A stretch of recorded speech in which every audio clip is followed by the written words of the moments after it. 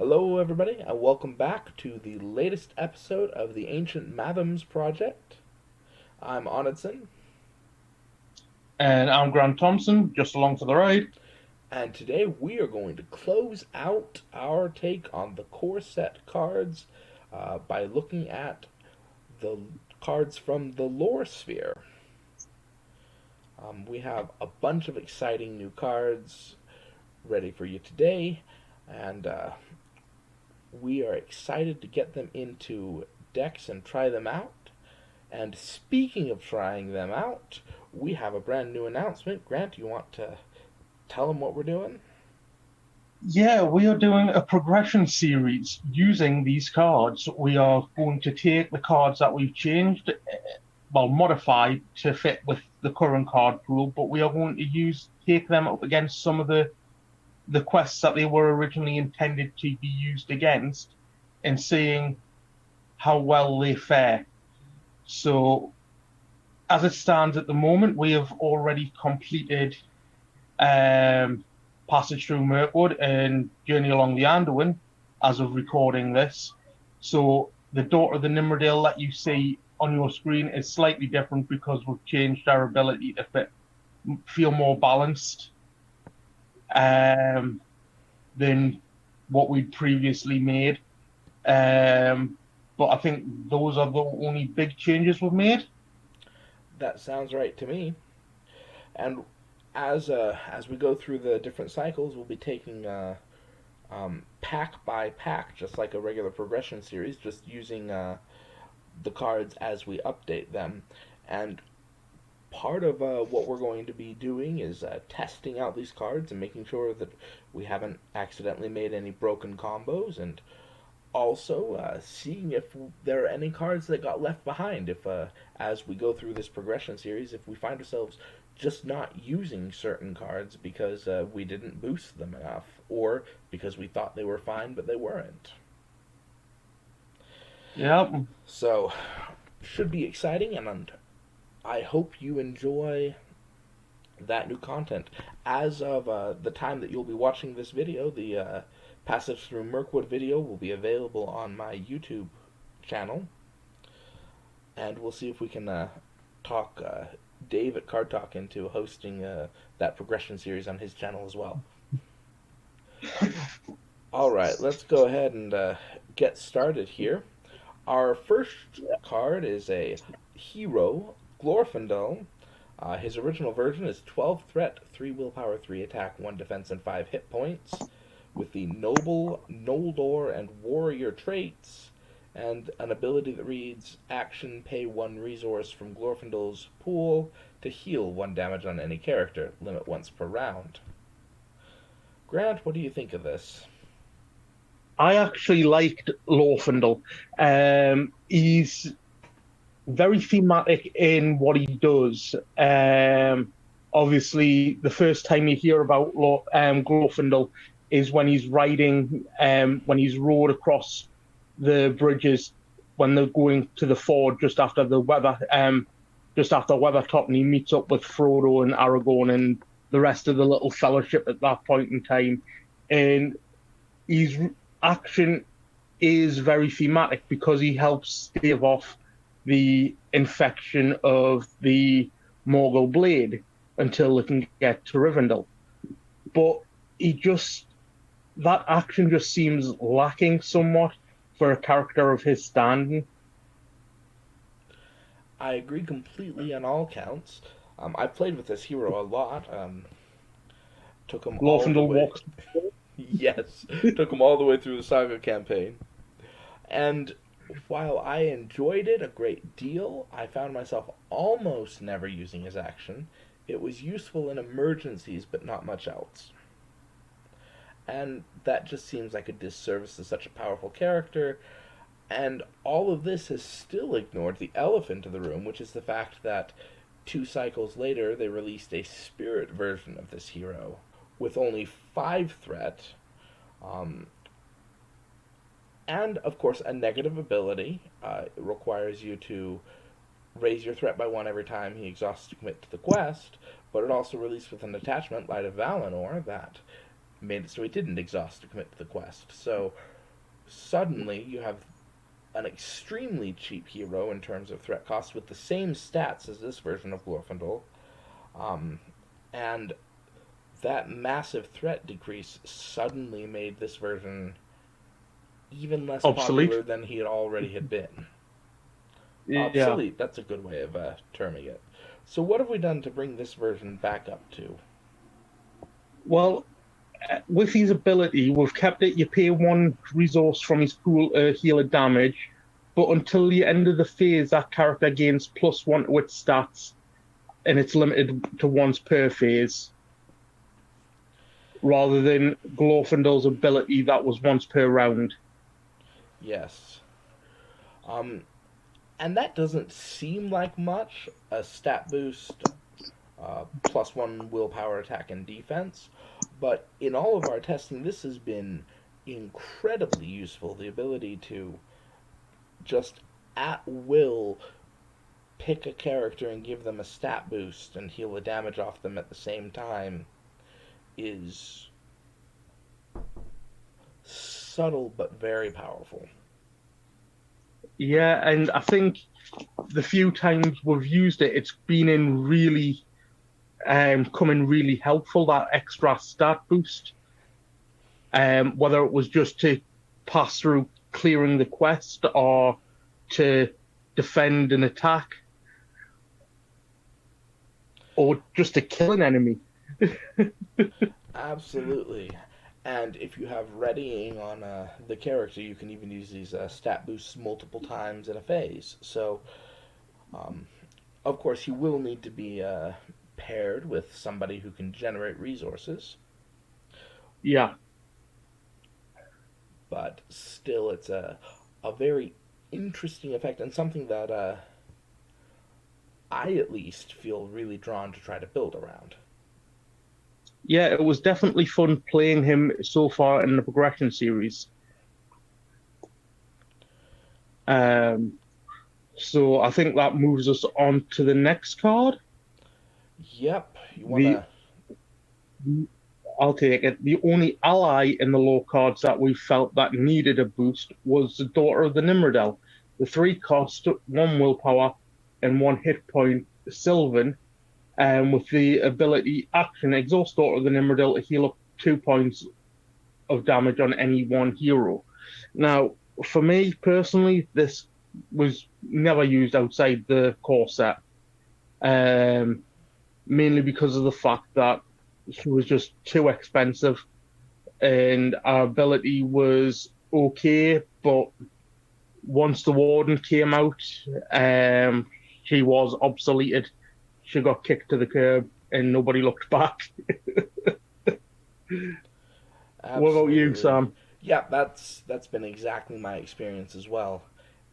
Um, Her ability isn't bad. Her cost is not even bad for that ability. The problem is that the Warden of Healing is cheaper and more effective at healing.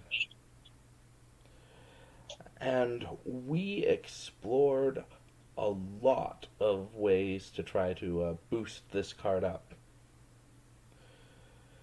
There were a lot of different paths we decided to explore. Um, One of them involved just reducing her cost to make her a straight up competition to the Warden as a 2 cost healing ally. Another involved trying to give her an enters play effect that worked with the Sylvan deck. But the one we finally ended up with is keeping her at 3 cost, boosting her willpower to 2, and changing her action to a response after the Daughter of the Nimberdale commits to the quest, heal 2 points of damage from any character.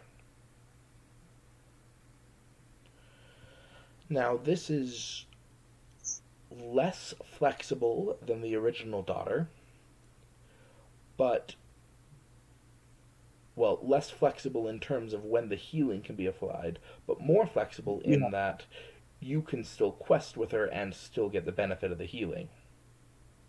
Yes, and also more flexible that it doesn't just have to fit into a Sylvan traded deck. Exactly. This is a general purpose healing card. The fact that it has 2 willpower means that it's not directly competing with the Warden of Healing for deck space.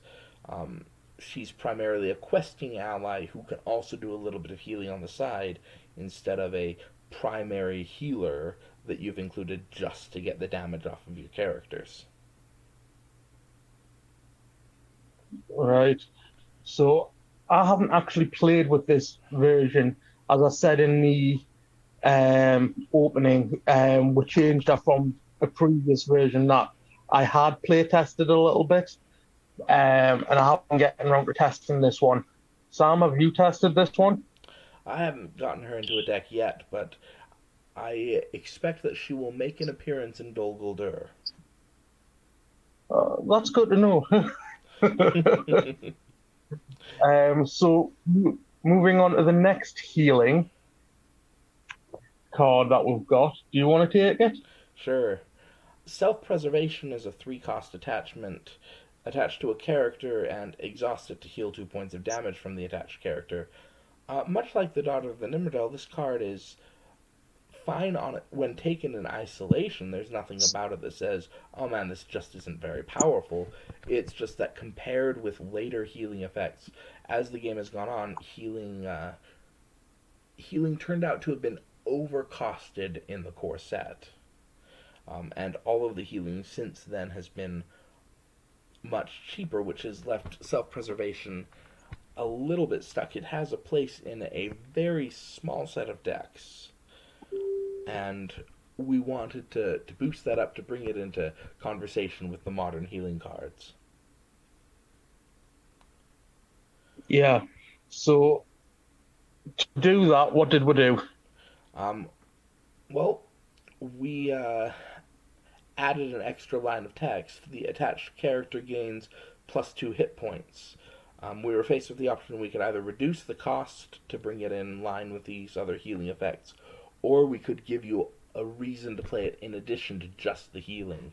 And the extra hit points not only fits with kind of the theme of lore and fits with the theme of the card, but also makes the healing that the self preservation can do more effective because there's more hit points that you can take before you've actually lost the character. Yeah.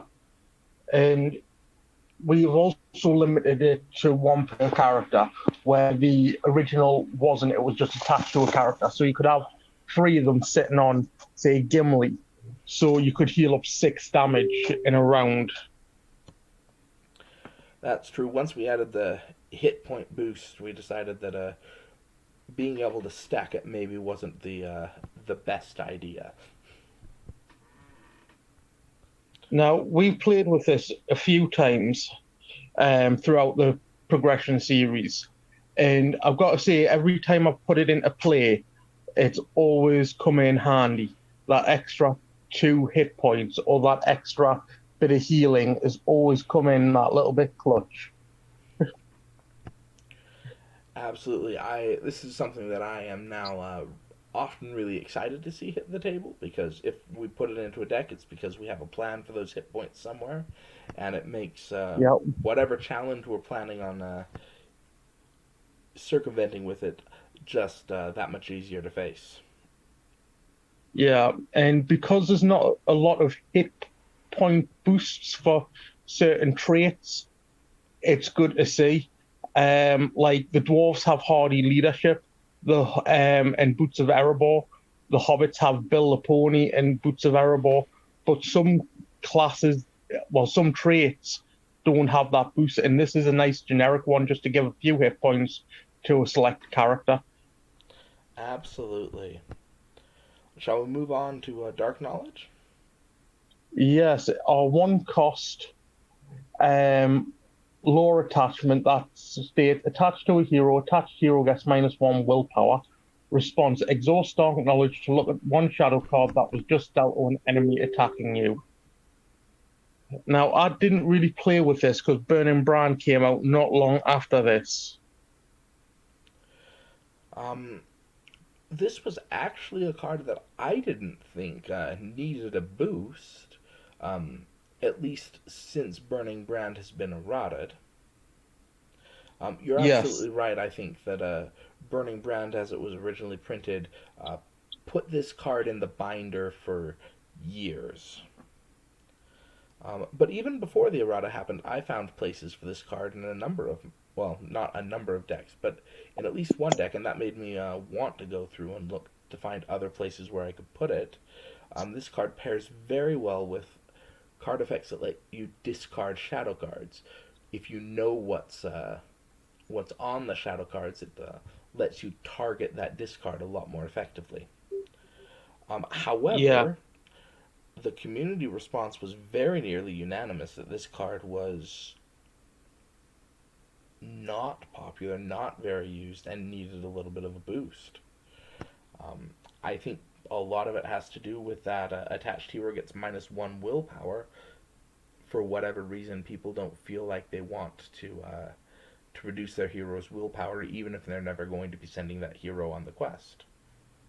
I mean, the thing that I keep looking at when I think of Dark Knowledge is Mr. Underhill's video small for small targets. Um, My little Utak, and it shows just how well Dark Knowledge can come into effect in a deck that is a little bit janky and just wants to have a little bit of fun.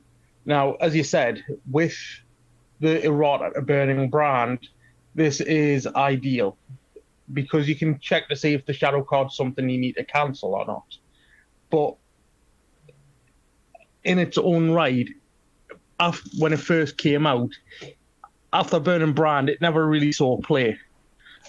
So what we did to increase it was we kept it attached hero gets -1 willpower, but made it an action. Exhaust Dark Knowledge to look at one shadow card dealt to an enemy. If it has no shadow effect, you may raise your threat by 2 to return it to the top of the encounter deck. So, in addition to learning what shadows are um, coming in at you during the combat phase, you can also do a little bit of encounter deck manipulation, and assuming the shadow card is one that you're okay seeing the next round in staging, you can control what's going to come out, at least the first card of staging next round. Now, of course, there's a threat cost, and of course, the card has to have no shadow effect, but still, encounter deck manipulation is a very powerful style of deck, and Dark Knowledge now fits right into that theme. Yeah. Um, Next up, we have the Lore of Imladris. Do you want to take it? Sure. It's a 2-cost event. Choose a character, heal all damage from that character, and this is yet another example of that core set healing syndrome where everything's just overcosted. Um, in the modern card pool, there are a number of attachments that just do this better. Atlas is a 1-cost attachment, and it can heal up a character and discard a condition attachment. Healing Herbs is a 0-cost attachment that heals all damage off of a character. Um, Lembus is a 1-cost attachment that heals 3 damage and readies the character. Um, there's just not a lot of space for a 2-cost event that heals all the damage. Right. So to boost it up, we decided to boost the effect. Um, Instead of just healing all the damage, it readies a character and then heals all the damage from it. This is comparable to Lembus, but it is a little more expensive, but also a little more effective. Instead of just healing 3 damage, it heals all of it, which, if you have a few hit point boosts on the character, could be significant. Yeah, for example, Gimli with Citadel Plate. Or Glowing with the Same, or Lorfindel in my Lorfindel Walks to Mordor deck. Um, and the ability to ready the character makes a lot of difference. I think one of Lore's traditional weaknesses is the lack of readying effects.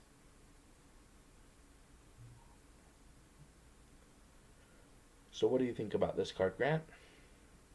Um, I like it. Not that I've seen it used it that much because generally I'm not dealing with a lot of damage. Obviously, coupling with Glorfindel's ability, I'm generally trying to keep the damage off the table as much as possible. Um, Getting these stat boosts, etc. So I haven't used it as yet. It's definitely going in.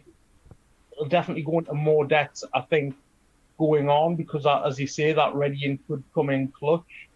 Um, but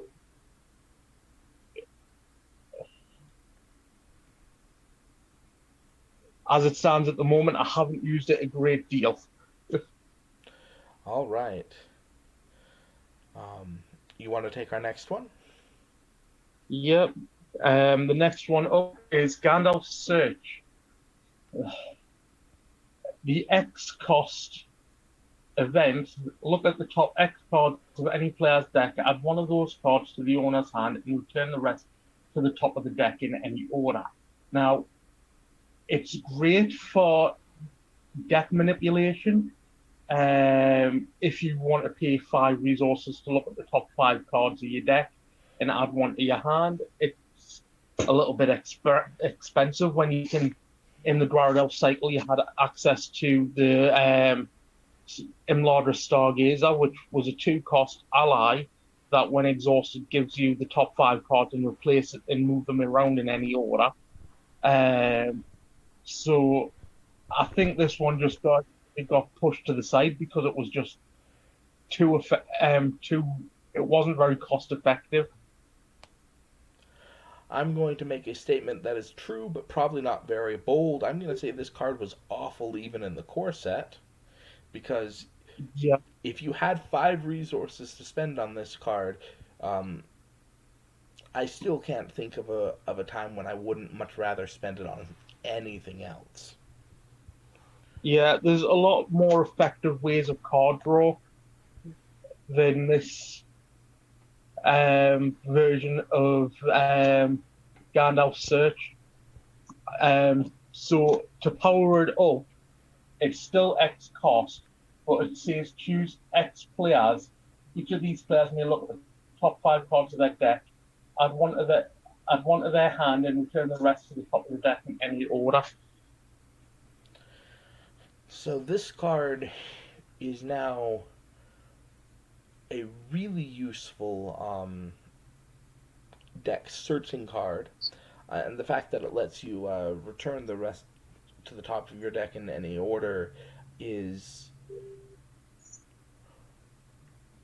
kind of both good and bad. It's good because it means that you can be drawing the most useful of that top 5 cards. It's bad because if those top 5 cards, if there was nothing you really wanted, you would kind of rather prefer to shuffle the deck up again. But where it really shines, and we haven't gotten there yet, but later on in the card pool there will be cards that discard from the top of your deck, and being able to order that and choose what gets discarded will be a very interesting effect. But even now, 1 cost to search the top 5 cards of your deck for any card and add it to your hand is very useful, and the ability to extend it to other players is even more so, I think. Yeah, and it's choose X players. So if you're in a 3 player game, you could technically only choose 2 players to do this. You don't actually have to spend more resources than you've got for it. So, for example, in a 2 player game, you could spend 1 resource just to keep it for yourself. It's not indicative of the number of players in the game. Let's go ahead and move on to Lorien's Wealth. In its original incarnation, it's a 3 cost card. With an action, choose a player. That player draws 3 cards. Well, drawing 3 cards is already good. Using up all of your resources to do so is not so good. Um, you end up with lots of card in your hand and nothing you can pay for because you spent it all on drawing the cards.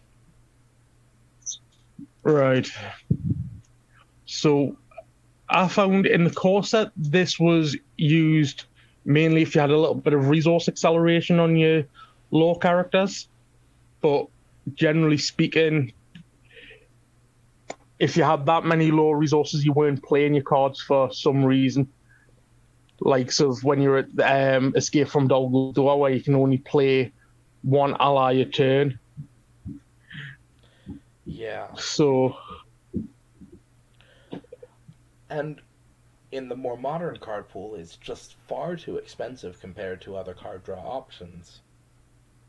well, yeah, you've got Deeran's Runes that allows you to draw two cards. You've got um, Deep Knowledge again allows you to draw a couple of cards, and they're both free attachments. Well, free events, I should say. Yes. So, in order to boost this card up a little bit, we reduce the cost to 2. Um, you still choose a player, and that player draws 3 cards. But then, if you control a Noldor or a Sylvan hero, each other player gets to draw a card as well. This kind of spreads the card draw around.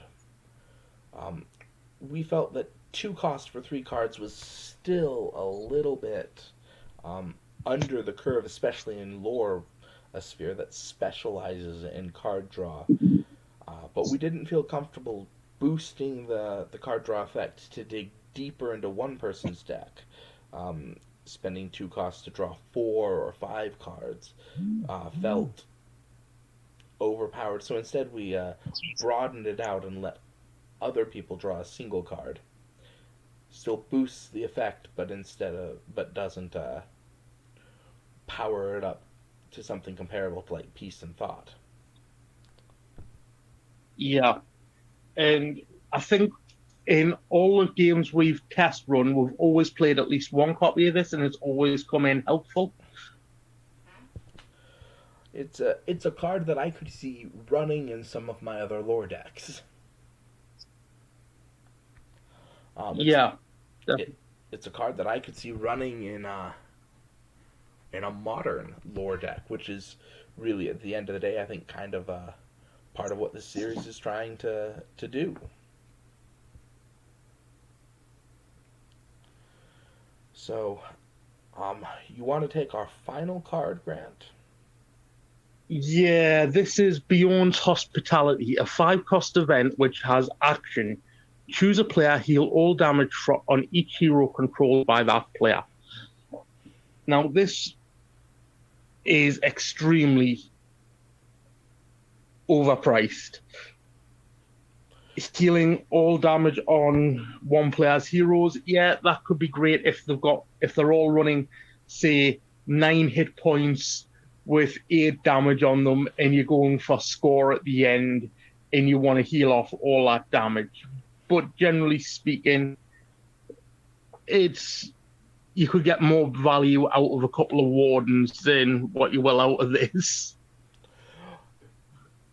When I play a 5 cost event, I want it to have an impact on my game. I want it to be game changing, and this just doesn't. No. So what we did was we ended up making it a combat action. Choose a player, heal all damage from each character controlled by that player. Until the end of the phase, each enemy engaged with that player cannot attack that player. Having a clean board wipe of damage for a single player, I feel like that's a lot more useful than just healing damage off the heroes. Well, yeah, definitely. And the fact that they're not going to be attacked that round. So after engagements, after you've dealt your shadow cards, you can play this and just stop all attacks that round. And then you can either you might have had this in your hand in a plan for like, right, we're going to quest all out because once we've dealt with the quest phase, we may only have one enemy left to kill that's engaged with the other player. We don't need to bother with my lot. Let's just quest all out. I'll quest all out. I've got Beyond Hospitality. You cancel the attack coming against me, which means we'll survive this game. The other option, of course, is to cancel all the attacks and have all your heroes and allies ready to attack back and kill the enemy because you didn't need to chump block any of them. That's also a possibility, yeah. And both of these are cases where this is making a huge game changing impact that can turn this around. Not even to mention if you're playing a quest like Druidan Forest, where you end up with 32 archery on the first turn, having access to just wipe a player's heroes or characters clean of that archery damage is valuable on its own. Yeah, definitely. And that's all of our lore cards. And with that, we have come to the end of the core set. Um, we'll be spending the next couple of weeks focusing on the progression series, but as soon as we're done with that, look for more videos to come out as we go through the Shadows of Mirkwood cards. Until then, happy questing.